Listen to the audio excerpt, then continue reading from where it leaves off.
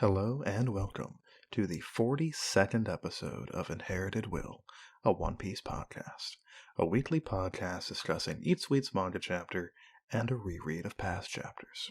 My name is Thomas. And I am Jordan.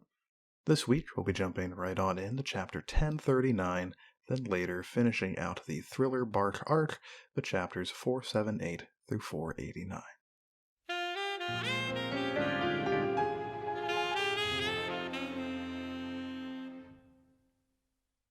Boy howdy, there's a lot going on here, huh?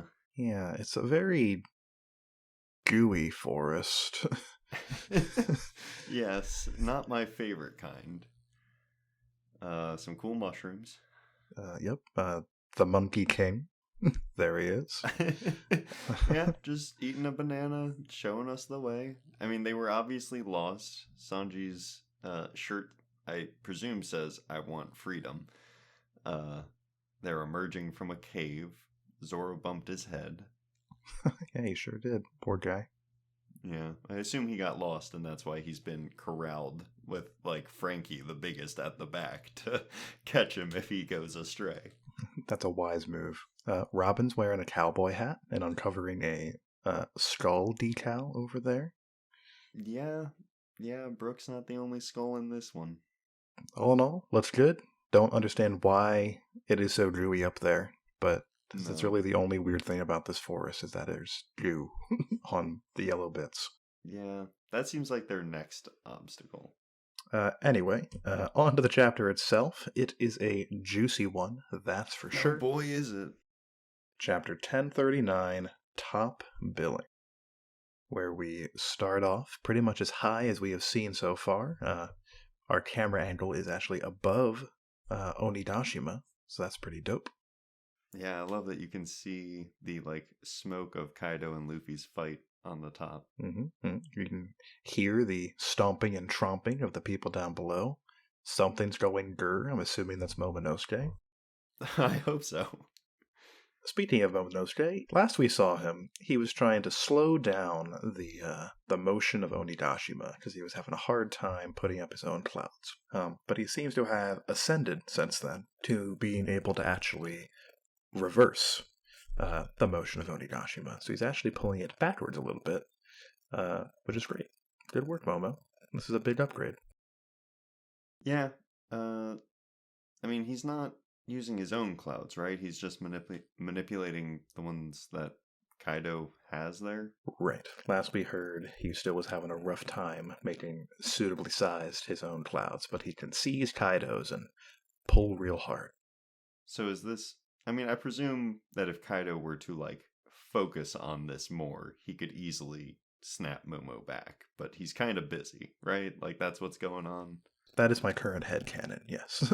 I don't think Momonosuke is overpowering Kaido in any sense, no. Well, yeah, even his clouds are stronger than this guy right now. Like, that really puts it into perspective for me, for sure. Momonosuke is trying real hard, notices, though, that someone is calling out to him. I wonder who that might be. Sure would be shocked if it were a nearby large elephant. Nah, it doesn't speak whatever language they speak. I don't actually know. Indeed. There's no chance that elephants can communicate in any way, for sure. No. The voice of all things is made up. It's the voice of one thing. Indeed. And it's not an elephant, so no. Can't do it. Anyway, we pop back inside to where I think we spend this entire chapter, pretty much. Yeah, except for those two panels. We're back on the performance floor. Just after the last chapter, where Kid and Law have hit Big Mom with some beefy moves. You can see the Cornodio there that Kid smacked Big Mom with last chapter. And Big Mom is off her feet. They did it. That's important. Indeed. She's still pretty much upright. So I guess she's just like leaning right now, but still counts. It's the small victories. You gotta start somewhere. we flip the page here. We see some cheers and jeers from the respective peanut galleries. The Beast Pirates are like, "Oh no, she's not down, is she? Not to them. Those guys are punks," says this weird lion man. Not terribly well detailed lion man, No. but Could be a lion, could be just flower head. Very unclear. Yeah. But the Kid Pirates and the Heart Pirates are having a great time. They're very hype about this situation. But not as reverse hype as Big Mom is, coughing up a little bit of blood down there. She's looking rough, for sure. Like, it is weird to see her in this state. Just last arc, she was literally invincible as far as we were concerned. But now our beefier lads can whittle her down. And that's what's pretty much been happening. She's been slowly whittled down over the course of a fairly prolonged battle. She's been taking smacks here and there for quite some time. Yeah, One Piece fights are not terribly long, but unless they're off-screen. Well, yes. But this one and Kaido get a lot of screen time, which I'm into. The battle between Luffy and Katakuri at Whole Cake took like 8 hours or whatever it was. And we popped in on occasion on that and saw the key moments. But aside from that, we heard about a fight between Jinbei and Ace that took 3 days. Cracker and Luffy was an all-night fight that we didn't see most of.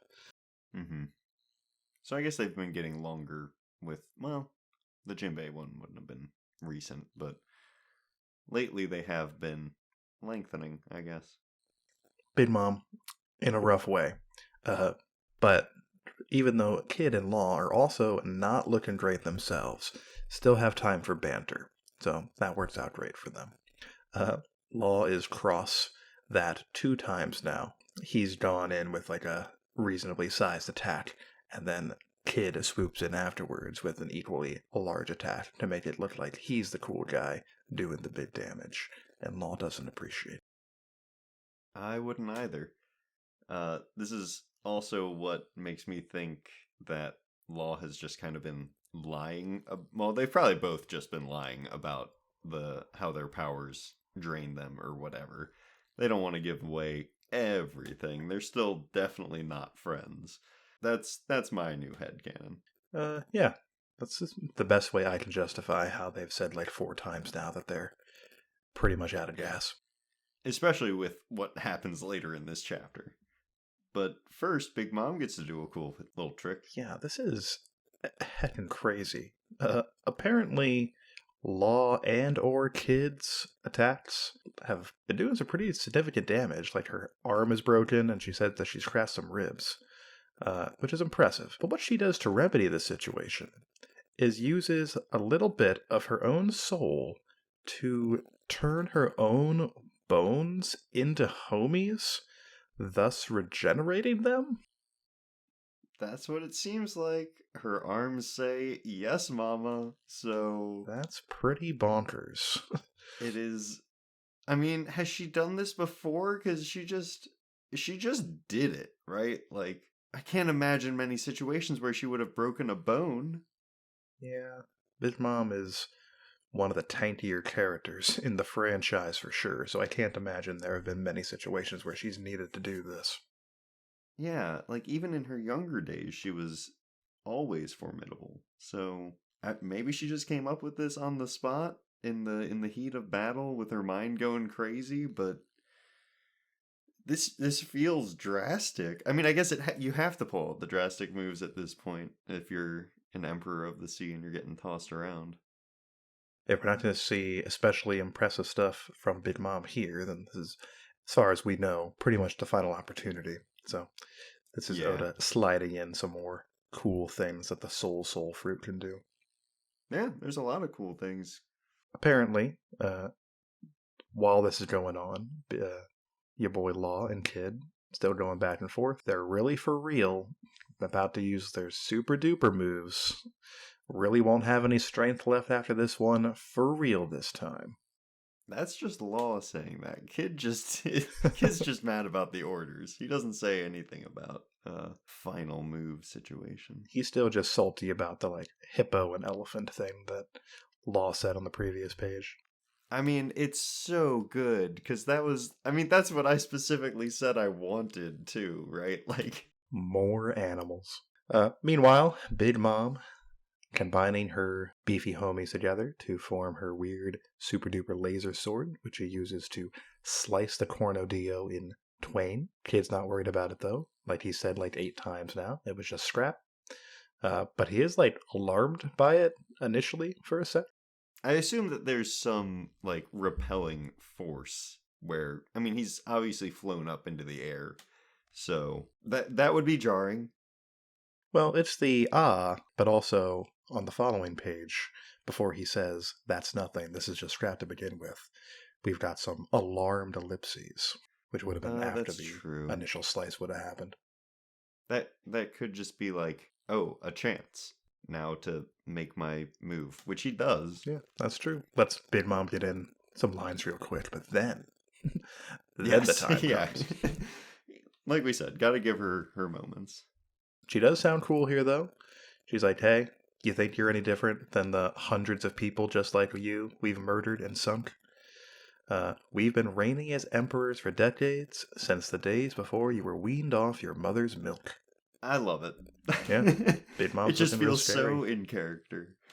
She's an old lady who's been doing this for a long time, relatively effortlessly, and these are just a couple of upstarts. As far as she's concerned, just buds in her path. They prove to be some buds with some impressive bite, pretty much immediately. Oh, yes. Terrifyingly so. Indeed. Kid goes ahead and does the first cool thing he's ever done with his devil fruit power, which was assign opposite poles to Big Mom's head and the wall behind her, making her stuck to it, letting him get in a whole big attack. But only kind of, because she bypasses this pretty significant issue. She says she can't get loose, but what she can do is just go ahead and pull that entire wall off and use it to block the move. Amazing. Good showing on both Big Mom and Kid's parts. Yeah. This 1-2 combo is... it's good. It makes me like Kid a bit more. He should do stuff like this more often. Yeah, pretty much everything he's done up to this point is create a thing with metal and hit Big Mom, etc. with it. Yeah, he could do so much more with this. Like, what if... Well, I don't know what would happen, but what if he, assigned north to her head and south to her foot? She would either spin around a whole bunch or she would be ripped in half. Exactly. So come on, think for a bit. Use that brain of yours for a hot second, Kid. But Big Mom blots the Cornodillo move with her wall that is now stuck to her back. Kid is surprised by this, saying it is downright ridiculous that she has that level of brute strength. I agree. But she does also whine about it. She's like, ugh, now my back is all heavy now. Poor me. Poor Big Mom. Yeah, she's got something prepared for it, though. But, I don't know why, necessarily, but it does remind me of the oars bit from the reread chunk. Just like, he immobilizes her for a big attack, and it kind of works, kind of doesn't. And Kid saying that's just ridiculous is similar to them saying that's cheating in the reread bit. Yeah, that's true. There's some fight parallels here. I did. Yeah, that. Of course we always find those because of recency bias, but well, sure. This one did pop to mind. Big Mom prepping another big move. I think the final one she uses throughout the fight, as a matter of fact. The Mother's Visit Cannon 3000 Leads of Misery, where she creates a great big lightning woman who kind of looks like Mother Caramel a little bit. Mm-hmm. Just lets it go ham. She creates a stand, pretty much. Basically, out of her sword, yeah. Mm-hmm. Just lets it go. It's causing some trouble to some bystanders more than our guys. But it appears to have some autonomy. She says, or somebody says, it's alive, and she instructs it to just keep going. So that's fascinating. Yeah, might want to pull out this one earlier, but, that's just me. Maybe she just made it up just now. I can't imagine Big Mom has had much need to have more than like 3 attacks in her arsenal over the past few decades. Yeah, I mean, the name itself lends to that theory. Indeed. She started saying some stuff and just kind of let it get away from her by the time it ends. Yeah. She knew misery was a strong finish point.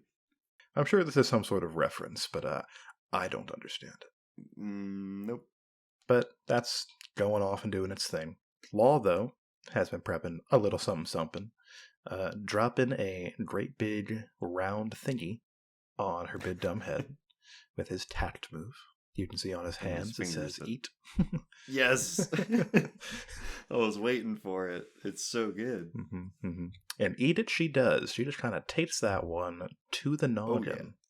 That's gotta hurt after the supposed wear down that has been happening. Also, you can still see the mother cannon thing going for it. And it's big. I mean, it's kind of tough. Is this gonna fight the Conjuro Flame? Quite possibly. Kaiju battle. Yeah, perfect. Yokai battle. There we go. Yes, love it. I'm sure it can also phase through walls and such on account of it being made of soul and energy and stuff. Whatever the heck it is made of. Mostly stuff. A whole bunch. But Big Mom just got squished, along with some other people nearby, it seems. Yeah, definitely off her feet now. No doubt about that. But that's not all that Law has in store. He pulls out his croom again, right? Applies it to his sword, stabs Big Mom directly in the chest with it while she is distracted by this big building that has fallen on her. Then, similarly to what he did last chapter, he extends it, right? But a whole lot more than he did the first time round. So much further. They're like on the ground level of Onigashima right now, and it goes all the way through the island and punctures into Wano itself in unspecified distance. Pretty long is the point. Considerable distance. He says that that's not enough, though. Gotta go deeper. All the while he's taking some hockey punches from Big Mom herself. So that's pretty impressive. Tanky man this long. Yeah, he is really not looking great by the end of this. I mean, he is. He's looking awesome, but rough, to say the least. Taking some gonks, taking some womps. Yes. Looking bad for our son. The Heart Pirate's freaking out about this. But he finally obtains optimal deepness, apparently, and unleashes another shockwave move, the Puncher Willy, which does considerable damage to both Big Mom and the ground below Onigashima. I don't see why. Like, why does the bigger sword do more damage? Is it resonating with the earth to, like, amplify the shockwave and send it back up into Big Mom? Like, I don't get it. See why anything about Law's powers would indicate that, but I also don't have a better explanation. I mean, there's also, like, you see the after effect of where the ground was hit, and it's like one of his rooms was there and just displaced everything. Mm-hmm, mm-hmm. But again, it's all sizzly down there too. Yeah, but like, what does that mean? Why does it look like Big Mom's back is smoking? I don't know. This is so confusing. The point appears to be bitter sword equals bitter shockwave, which is fine, I guess, but I don't understand why that would be the case. The fact that Law can extend his sword kind of made sense. Kind of. The idea of the croom appears to be him applying the effects of his room to his sword, which we know he can make his room as big as he needs it to be, right? So him being able to do the same with his sword pretty much checks out, but I don't understand why that enhances the attack power. It just does, I guess. Yeah. And I mean, it does it very well. Indeed. The main issue here is that I can't imagine Law is going to get too many more fights in the series going forward. And this appears, I mean, the next thing that happens appears to be the end of this conflict. So outside of maybe an SBS, I don't see us getting a detailed explanation for what the heck even happened here. Sure would love it, though. Our headcanons are going to have to suffice for the moment. Yes. Lucky for the flower capital that Momonosuke managed to pull the island a little bit away. Otherwise, Law would have killed, like, a lot of people just now. Yeah. Yeah, I don't know how he would feel about that. Not great, I assume. I guess. Law has made statements like, helping people, that's not what pirates are supposed to do. But he also doesn't just... he is a cool guy. And he doesn't, like, outright, like, kill people when he doesn't have to. Like, when he made a name for himself during the time skip, he became a Shichibukai by delivering the hearts of 100 pirates or whatever. But we know that doesn't kill people. Right. And he's a doctor, so, like, I imagine life has a certain sacredness to him, despite his occupation of pirate. But he didn't have any way of knowing that they were not going to kill any people with this, so I guess he just lucked out on this one. Yep. Plus, he had bigger fish to fry. I mean, he was going to die in this conflict unless he did this move. Yeah, true. So, I understand, Law. Yeah. You've never done anything wrong, I'm sure. 100% morally pure. Correct. But Big Mom is not yet done. No. But finally, we get the second cool thing that kid has ever done. Creating a railgun, which makes a lot of sense. Indeed. Especially dope of him to make the front of it out of a washing machine. Where he got one? I don't know. I mean, they gotta do laundry somewhere on Onigashima. Correct. You think Kaido washes his pants by hand? Goodness, no. No way. There's no chance. Not even close. Mm-mm. Where he gets a giant metal skull, I don't know. Yeah, he has one of those on, like, every single thing he heckin' makes. So, I imagine it's just cobbled together from smaller metal bits. He's just been doing it for so long that it almost happens subconsciously. It's probably exactly what happens. He's sassy to Kid again, or Kid is sassy to Law again for a hot second about being commanded to do a thing, even though he was already prepping this a good long while ago. Mm-hmm. Law has just the most sinister smile on his face. Oh, yes. Big Mom, though, to her credit, she's still confident. She's like, all right, bring it on, brats. You think you can take me on? I'm Big Mom. To which Kid responds, yeah, we know. That's why we're doing this. And then he shoots her in the fucking face. Pretty badass moment. Indeed. Like, oh man, for a character that I have been known to not like, man, that makes me feel a certain kind of way. Indeed. Kid really trying to shape the unkind nicknames in this chapter. Mm-hmm. But he brought it on himself, so I don't feel bad. Like I said, though, lands a railgun shot, the damned punk, right in Big Mom's head. She appears to be feeling it pretty bad. And such. And, like, there's blood and a crick. Looking bad. And if Law's "your era is over" line is to be taken at face value, sounds like that's it for her. Bam boom. Big Mom probably done for. Yep. I mean, she just stood there and tanked it, and this is a huge move, so I mean, she's obviously not dead, but down for now. Indeed. Most likely. And the whole, like, just standing her ground thing, I think that's gotta be in maybe some form of shock. Like, just with being in a situation that is so unfamiliar to her. Mm-hmm, mm-hmm. It's probably been, like, decades since she's felt any amount of pain. And then these guys come in and just rough her up this bad while tanking her attacks, which are known to one-shot most people. Yeah. Thank goodness that they have been training, I guess. I understand that Kid went through a lot of the same stuff that Luffy did. So, like, I can understand an endurance boost and all that for him. But, Law?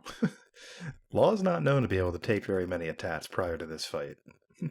This is like a Kakashi from the end of Naruto level stamina boost that I'm not quite on board for, but yeah, here we are. Yeah, we know he wasn't doing much. Like, there's not. I mean, I guess we didn't see him all the time, so that he could just say he was training or whatever. But I feel like that should have been made known prior.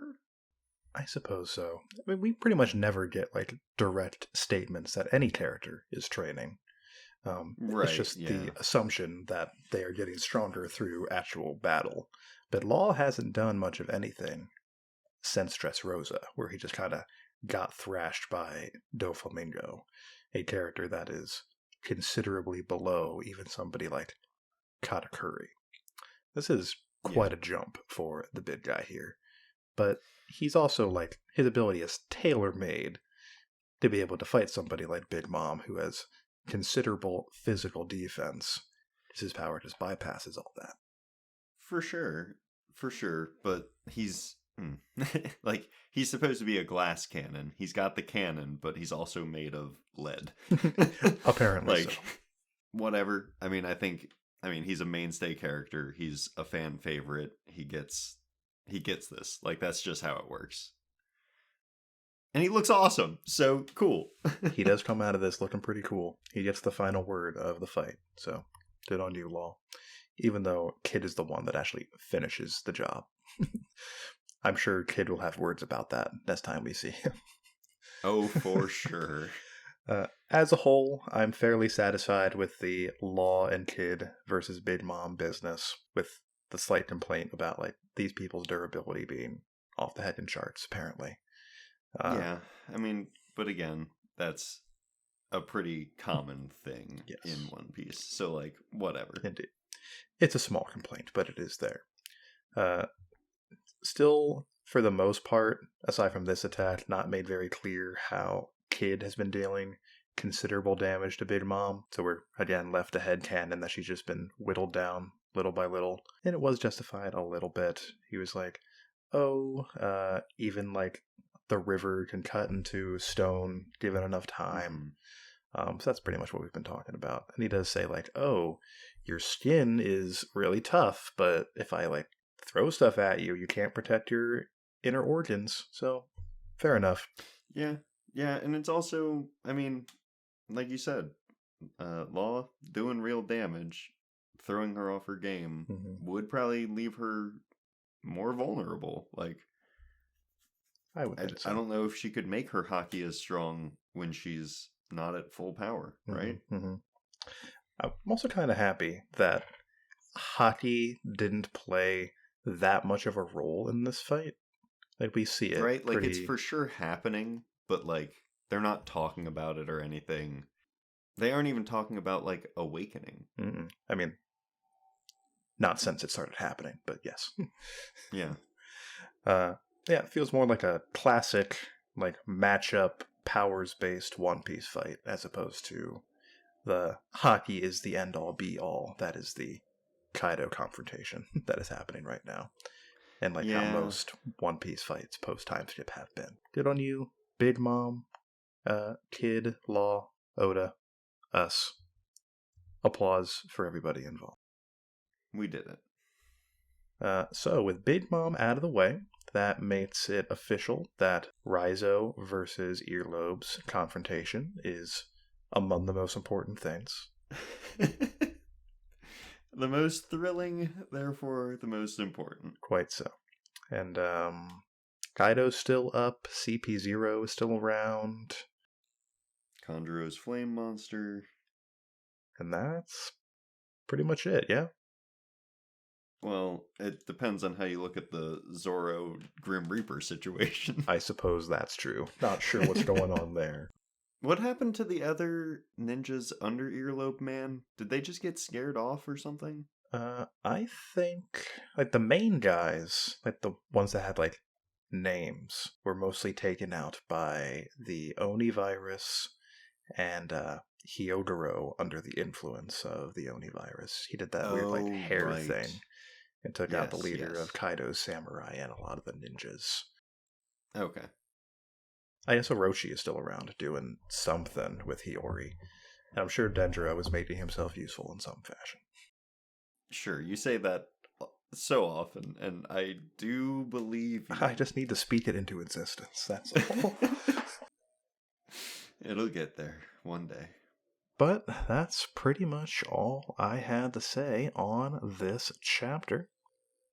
Yeah, another good one. No break next week, surprisingly. I'm pleased. Next chapter releases February 13th. Good job, Oda. And that takes us into the reread segment.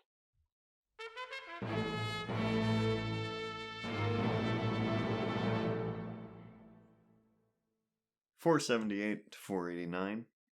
From an oars beat down to losing the beat because the musicians are falling down. Oh no. Yeah, oh no, indeed. I felt a little bad about that one, but I also felt pretty good about it. So here we are. Quite so. So we're starting right off with oars stuff because that's indeed where we started. Mm-hmm. Most of our boys are dead. Sucks for them. Yes. And more are about to die. But oh, thank goodness Nightmare Luffy is here. Surprise. And I do think that Nightmare Luffy he's a bit silly. Like, for sure. It makes sense, as we've said. He's resilient. He can handle more. But like it's also silly in a good way. The whole arc is on the silly side, so like that's fitting. But like the main thing for me is that he's been stuffed with 100 zombies, each with like their own skills. And for the most part, what that translates to is just a physical enhancement. Like, we have Chekhov's sword skills, kind of. Indeed. Like, he uses it one time. Yeah, he uses it once, and that's the one thing that seems to be shadow specific, right? Everything else is just Luffy punches and moves better. And he gets really big. Yeah. And blue in the anime. Yep. Like, he does great. He does some cool stuff. It could have branched out a bit more, I guess. You just wish that more of the additional skills he gained from all those shadows was more of a factor.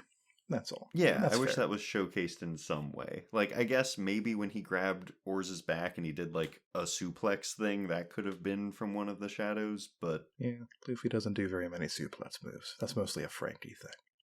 Yeah, exactly. So, like, I don't remember anything else that was really, like, stand out as non-Luffy. Like, he did the finisher of, like, the Gomu Storm or something like that. Mm-hmm. So, meh. But that's just me. It was fine and good and effective. Yeah. Nightmare Luffy, physically very impressive. And yes. Like the fight choreography here really impressed me too. The first thing that happens is like Oars is charging up that Gum Gum rifle move, which I don't really understand how he did, because the reason he can stretch is because Moria is changing the shape of a shadow, but I'm not sure how you can change the shape of a shadow to make your arm like spin around itself. But yeah, I guess he can. Devil fruit, man. I guess so. But he's about to throw that move, and then you flip the page, and it's like a whole cover spread of Luffy having casually stopped that punch with a single hand. A move that probably would have killed pretty much everybody that we've seen up until this point in the series, with the exception of like the top tier guys. Yeah, pretty much. Then you flip again, and Oars has been sent flying by that little punch that Luffy had just did. Flip again, Luffy's doing the suplex move. And this, like, Luffy beat down full page spread thing continues for, like, 3 chapters. Oh, yeah. It's awesome. Like, just the...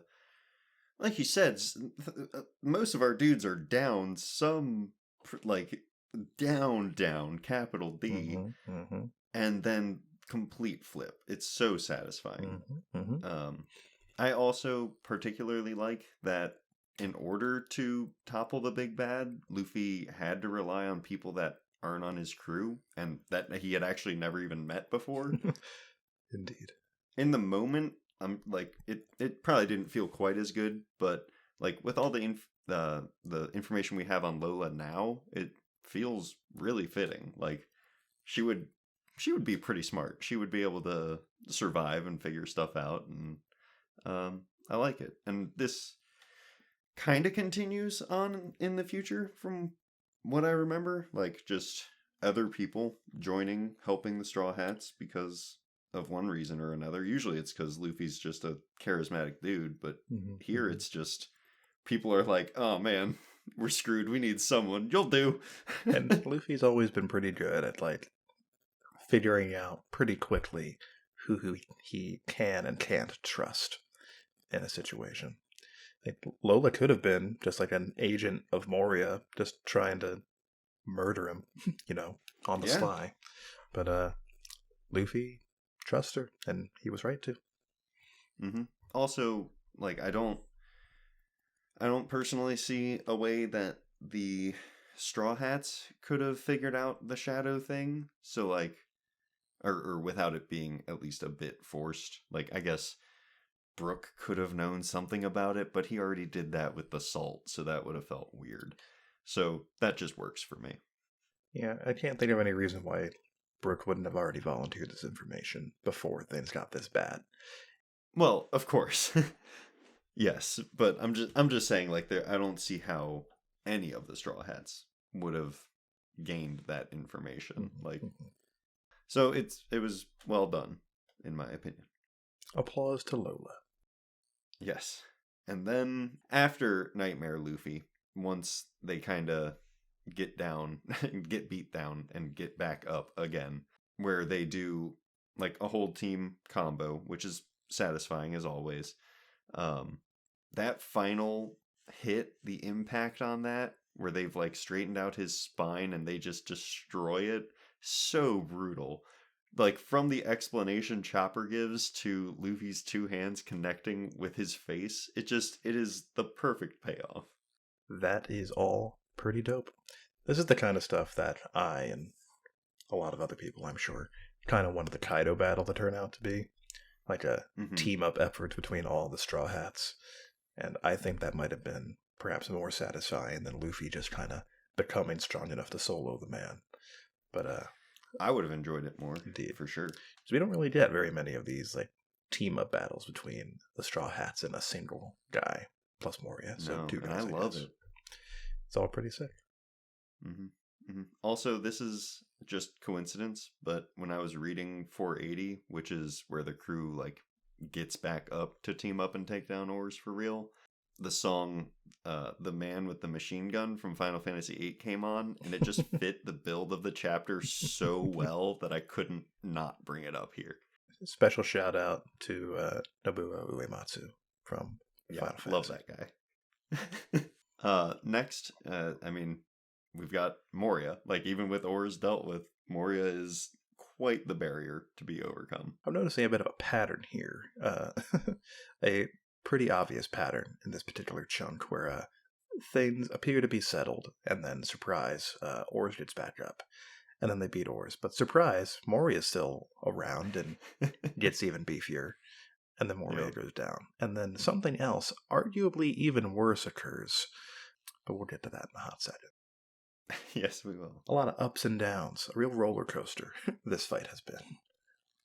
Oh, yes. So this is, like, after Luffy has already been exhausted, and he admits to that. And then he even goes beyond to do the Gear 3rd attack against Oars. And then he gets back up again for Moria, which usually I would complain about. But he does admit here that he's being reckless. And he pulls out Gear 2nd, which, at least in theory, takes less energy than Gear 3rd, and would convince our rubber boy that he has the stamina left to continue. I like this. Yeah, I like it a lot. I think Rob Lucci said in the previous arc that it's like doping, right? He's like artificially injecting himself with more power than he actually has. Yep. And it's pushing his body just a little bit further for a little bit longer. And Zoro pays for it later. Yes, he does. I mean, nothing happened. Yeah, of course. But I'm sure that was not a fun time. Speaking of something that I thought should have been not a fun time, the like black bat box move that Moria pulls out, where he just traps Luffy completely and then slams him. That I didn't understand how Luffy got out of it like almost completely fine. I understand he's made of rubber, of course, but like it looked like it had sharp edges, and that had to be the fact that it's made from devil fruit stuff makes me feel like it should impact more. Maybe not. Maybe that's just me. I mean, that's certainly headcanon, for sure. But I can understand how you would get to that point. I mean, it makes you wonder what, like, getting hit by a shadow feels like. You know? Because yeah, under ordinary circumstances, they're not really a thing. You know? They don't have any physical form. So turning one solid and then basically using it as a weapon and couple that with, like, Moria's probably considerable physical strength. If Luffy got that strong from just 100 shadows, and he had 10-ish times more than that. Plus, like, being smashed into the wall as well. It's the right storm, but, you know, he's made of rubber, so it's fine. I guess that is just the answer here, which, I mean, props to Oda for giving him a great fucking power, man. Like, it really is a great catch-all power. As long as there are no blades involved, he's probably going to be okay. Yeah. Plus, I don't think he walked away scot-free. I mean, he's not, like, totally immune to most physical blows. He just has considerable resistance to them. Right. It just, he got out of it and, like, stood up immediately. And, I mean, he gave, like, a cool line and all that, and I'm into that. But, and I wasn't looking for the huffs, I don't think. But, gotta look out for those huffs. That's how you really gauge how exhausted a character is. It's pretty important. Pretty significant stuff. Speaking of significant stuff, I guess I forgot that Hogback shows up towards the end. Yeah, I also totally forgot about that. Yeah, I don't know why he needs to, really. Like, well, maybe Absalom's just not smart enough to, like, cart Moria off. He just kind of shows up, and that's all I have to say about him. I think that's the last we see of him. I hope it is. We see him a little bit after that when the arc is actually gone, and they're like, "Oh, what are we gonna do now?" As they're sailing away, and they're like on the previously invisible boat. Oh yeah. Well, yes. I meant all of the Hogback in this chunk. Oh, sorry. Yeah, I don't think we see him ever again. Yeah. Get out of here, man. He was covered in bandages, though, so, like, I don't know if he did that to himself. I guess he's a doctor. He probably, well, I don't know if he did modify himself, because he ran away from fights pretty quickly. Indeed. You would think if he had any amount of physical prowess, he would be slightly braver in his conflict against Chopper, but don't know. But he had to have done it to himself, like his bandaging, because all the zombies on the Tiller Bark by that point were sucked into Moria, I'm pretty sure. Oh, that's true, yeah. Not very many living people there. And yeah, certainly wasn't Absalom. I did enjoy the little scene of Sindri's shadow going back to the, like, servant girl or whatever. I didn't quite catch what she was, but that one felt like it was a proper one to see to the end. Yeah, she was one of the main zombies, so it made sense that she would get a little bit more pomp and circumstance. And that little bit also went out of its way to characterize, like, her boss as, like, a nice guy for some reason. Yeah, he just was a really chill dude. I mean, I'm pleased that she's working for a nice person, but, like, let's tone it down a little bit, dude. Let's relax. You don't have to be this jazzed about it. But, I'm not actually bothered by that. I'm glad you came clean on that. I was worried. Indeed. I said it last week, I'll say it again. Kuma is a bizarre character. His motivations are unclear, his powers are wacky and unchecked. He's a cyborg by his own choice, even though it's not really his own choice, but it kind of is. Yeah, I think they said that he volunteered for the program, but Right. in doing so is sacrificing his free will. For what purpose? I don't know. I mean, I really hope that this lines up better for me someday. he's already a Chichibukai, right? By the time he volunteered for this program. So he already had an in to the world government, which might be beneficial for the revolutionaries in some capacity. But I don't see any benefit that they or he gets from turning him into a slave robot, basically. Right? The robot part for sure would have its ups. Laser beams out of the mouth, cool. Yeah. Super strong armor, all right. But But, like, dude, the you were already sacrifice. pretty powerful. And yeah, and you lose your mind? Are you kidding me? How? Why? What does this help? It's downright bonkers. And like the one thing that he wanted, like, to be programmed into his head that Vegapunk agreed to for some reason, was to protect the Straw Hat ship after they were gone. Yeah, that makes me question Vegapunk a lot too. Why did he agree to that? He could have agreed to it fine, but he had, like, Kuma didn't have any bargaining chips to, like, make him actually keep his word. No. Very strange. This Kuma guy is, like, the most mysterious character in the franchise, and He really is, like, even more so than Blackbeard. Well, I guess CP0 now is kind of mysterious, but, like, we know less about them than we do about Kuma, and Kuma is still hazier. everything we know about Kuma just makes more questions. Yeah. And, like, the fact that he can repel things like fatigue and pain, like, could he push the sadness out of someone? I see no reason why he couldn't. It's bizarre. And, oh man, I love it in theory. It's cool. I don't exactly get why the pawpaw fruit repels stuff. Because that's what paws do. Yeah, of course, right.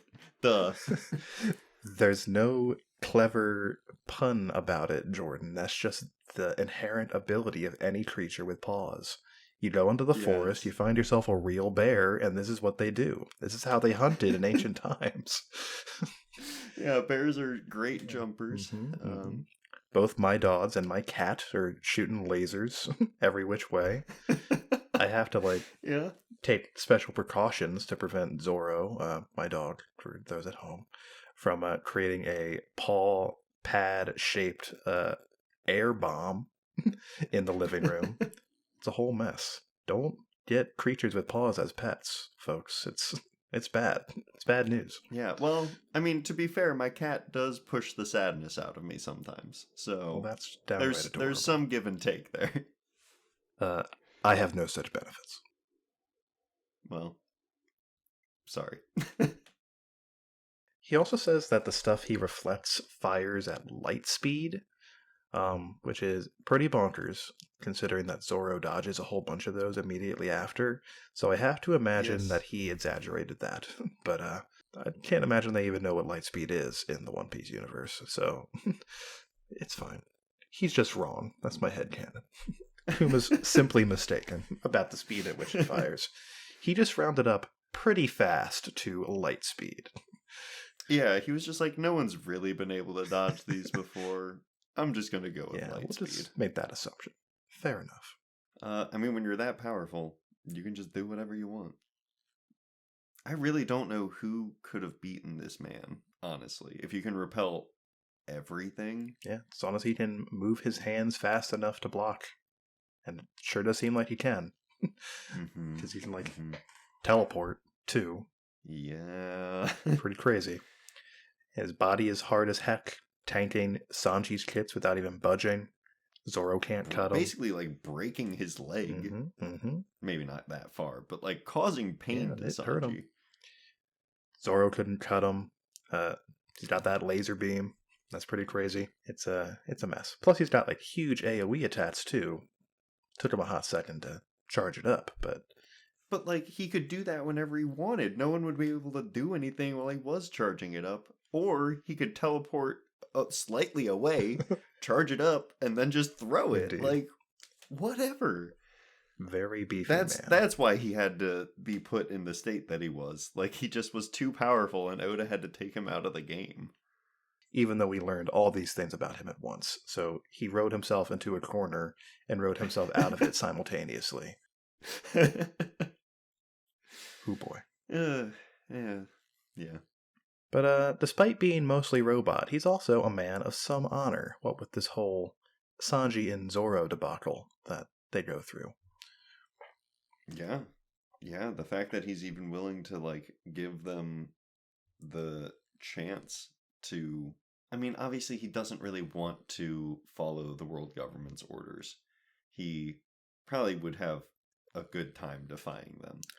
But he still has to do something. Well, sure. It calls into question at one point, like, this pro-Straw Hat agenda that he's working with came into being. Because, like, just a few weeks after this is when he, like, separates the Straw Hats to make them stronger. And then spends the next 2 years protecting their ship. So did he go into this conflict already planning on sparing them and just did this to Zoro to make it look convincing? Or was, like, this bit with Zoro and Sanji to a lesser extent, like, what moved him to want to help them going forward? He comments, like, yeah, he really is your kid or something in this, right? So, like, obviously, he had learned about Luffy from Dragon, so he had interest from that level. Well, not necessarily. I mean, it could just be he guessed the Dragon connection based on the name, but your point stands. I'm just not totally convinced that, like, Dragon admitted to Kuma that he had a son. Okay. I mean, yeah, fair. We didn't see it happen, so we don't know. And Ivankov doesn't know later that he's got a son. That's true, too. Yeah, well, it could be the Zoro Sanji thing. Like, I mean, he said earlier, like, oh, I've heard that Luffy has a few not insignificant crew members underneath him. A couple guys not entirely without talent. I'm like, oh, that's... Yeah. And they, like, take that as a huge compliment. I mean, from him it kind of is, right? I think I like it better that, like, well... I would assume it's all of their displays here that really won him over. But specifically, the, like, catalyst, probably, the tipping point was Zoro Sanji. Because they were willing to give it all. And, like, he gives it all. So I'm sure he appreciates that. Like, that's definitely in his wheelhouse. And Zoro says here, and, like, Kuma picks up on, like, Zoro's goal is to become the world's strongest swordsman. That's an impressively lofty ambition, considering who the current strongest swordsman is, right? Yeah, one of his co-workers. Pretty much. So that's, like, not an ambition to be taken lightly. But Zoro is willing to throw that away out of sheer loyalty towards Luffy and his goals. And that touches Kuma's lack of heart, I guess, in a big way. And Sanji comes forward shortly thereafter with similar conviction, but comes off a little bit pale in comparison to Zoro, who just made basically the same stand like 10 seconds prior. So, a noble effort, Sanji, but you should have been first if you wanted it to stand out. Yeah, I don't know how I feel about that. It just felt weird, to say the least. Like, I don't know if Zoro taking out Sanji, like, pushed the envelope even further or anything like that, you know? I don't think Zoro, like, putting Sanji out, well, maybe it kind of did. I think Zoro and Sanji's willingness to take the fall for the other might have push Kuma a little bit forward on his, oh, I'll spare them kind of sort of plan. So kind of it goes from, okay, I'll take the whole crew to I'll take Luffy's head to I'll take Zoro's head to, okay, you guys all really like each other. Right. I'm just going to fuck up this one dude real bad. Indeed. And he didn't even have to go that far. He could have just left, and the world government wouldn't have known anything about the situation. But I guess he just... But he reported it. Yeah, it's really wanted to mess with Zoro in particular, I guess. Well, maybe he also, like, wanted the warlord system disbanded. I know that that's kind of wild to throw out there, but like... Do you think he, like, wanted to get in trouble over this? Maybe. I mean, he sees the crew take down 2 of them in pretty quick succession, and then he is one himself, like, and he's a man that's known to plan, so maybe that was his secret mission for joining them in the first place. It's a wild theory, but it's been a while since we've had one of those, so why not? I'm sure Kuma and Fujitora would be best buds. For sure. Then we pretty much get to the party time. Indeed. Moria and Co. get away on an invisible ship. Luffy tells Brook that Laboon is alive and well and waiting them to show up, which moves Brook's lack of heart in a big way, filling that poor guy with more hope and joy than he's felt in total for 50 years. A beautiful moment. Good old Luffy. Good old Sanji's outfit on that day. It's just a black hoodie with, like, the mouth and eyes of a bat, but I want it. I imagine he must have just found that in a locker somewhere and decided, you know what? That's me. That's me now. Yeah. Brooks's backstory is as sad as ever. Yeah, poor guy. I don't know if this is canon, but I do assume that part of the reason Brook is so careful of his hair is because that's where the tone dial is kept. I imagine that must be true. He's got to protect the afro specifically for recognition purposes when he gets back to Laboon. Mm-hmm. But he's also carrying some precious cargo on the inside. So, yeah. Double trouble, as they say. Don't smack this man in the head. Also, the, like, opening of his head seems to follow the line of the scar that he had when he was alive. So I really have to wonder what that injury was that did so much damage to him and didn't take him out. Yeah, it's all very curious, this Brook flashback. Because it doesn't start until he's like 36, right? Yep. And he hints at a number of points that he was doing stuff prior to becoming a pirate with Yorkie. He was like the captain of a raiding squadron in a kingdom or something. And then, like, way later, right, like in relatively modern times, he hints that he's, like, got maybe not some sort of connection to, but he's heard of the Vinsmoke family in, like, Germa. So, was it the West Blue? Yeah, he said that he was part of the raiding party in, which I think is the blue that the Vinsmokes are trying to conquer, so there might be some sort of beef there. Or maybe I just have my blues mixed up. Unclear. But there's more to Brook than we have learned going forward. He certainly has the largest blank period of his life that we don't know anything about out of any of the Straw Hats. Yeah, it's wild, and I don't know if we'll ever get it. Mm-mm.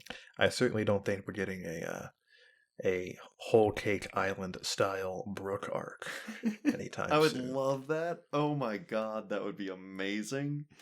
But I don't think it's making the cut. Whole Bone Isle. It's happening. Right after Wano, that's where they're headed. Yeah, that's kind of the island they're on right now. Onigashima is a great big bone in the sky right now. Good point. Good point. Brook should feel right at home. So we've figured it out. Massive Brook flashback imminent on Wano. It's going to happen. All but confirmed. It's going to tie it all together.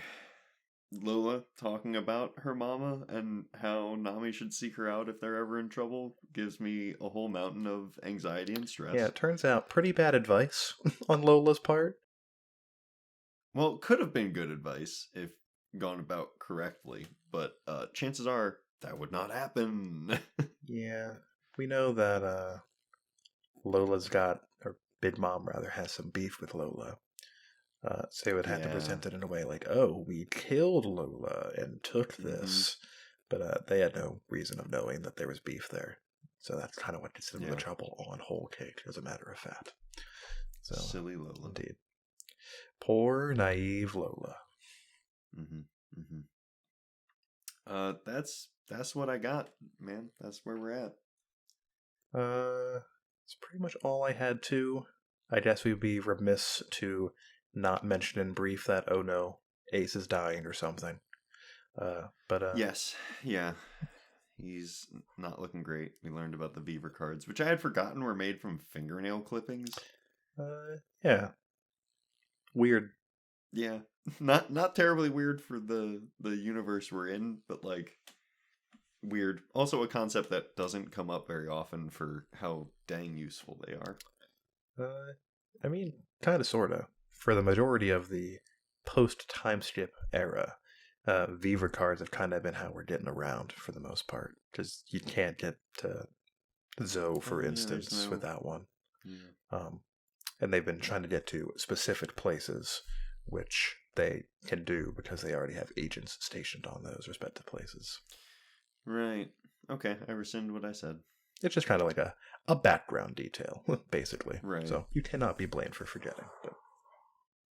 But yeah, Ace is dying imminently, and I guess we'll cover what the heck's going on with him when it becomes relevant, if it ever does. Who can say? Now, to contrast, we've got bits. I didn't have too many this time, because it was mostly a lot of action. I actually had a few because I was looking for them. I wanted them. Well, all right then. Start us off. When Lola's crew is carrying off our lads, someone makes note that they should be handled carefully. And right under that speech bubble, two goons are carrying Frankie like in a back arch pose above their heads. Can't imagine that was comfortable. He's a heavy guy. Special precautions need to be taken.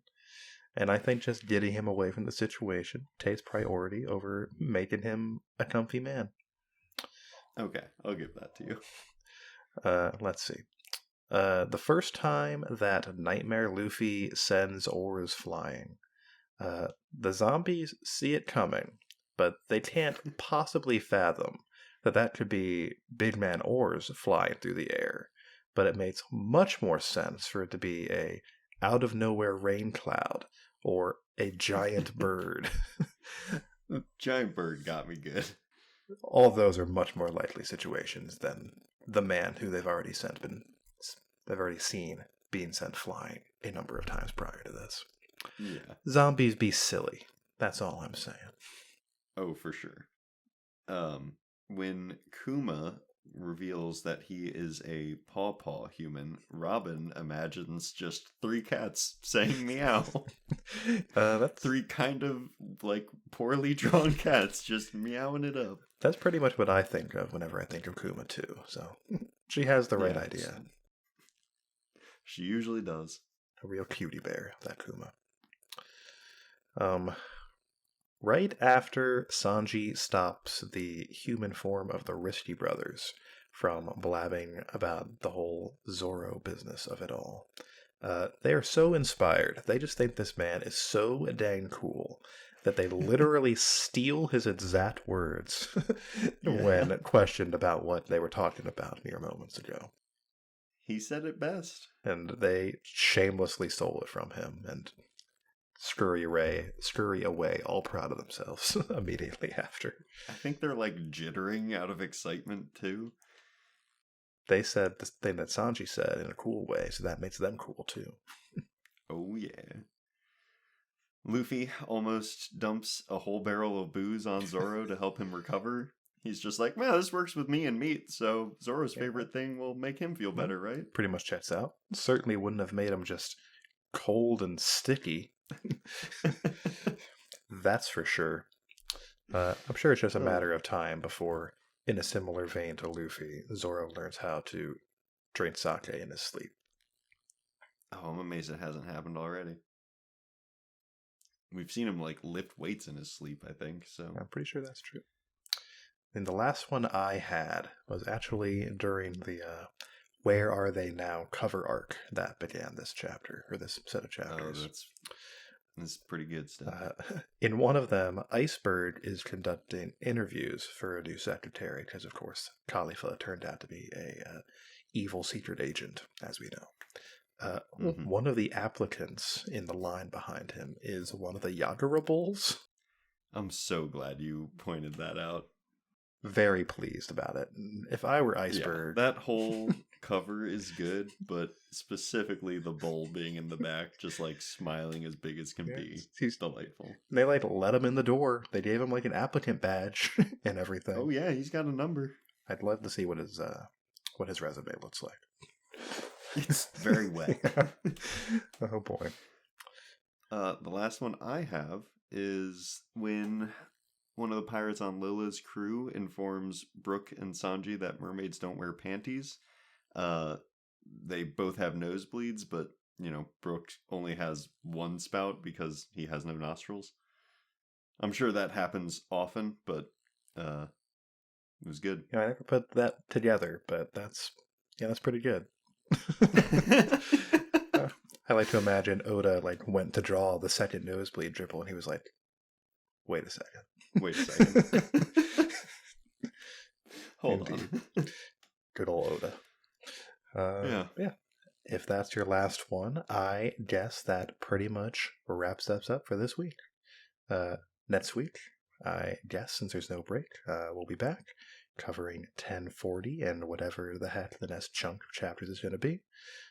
Feel free to send in your thoughts on this chapter via email to inheritedwillpodcasts@gmail.com, on Twitter to inherited_will, or simply in a comment on the platform of your choosing. As always, thanks for listening. Goodbye.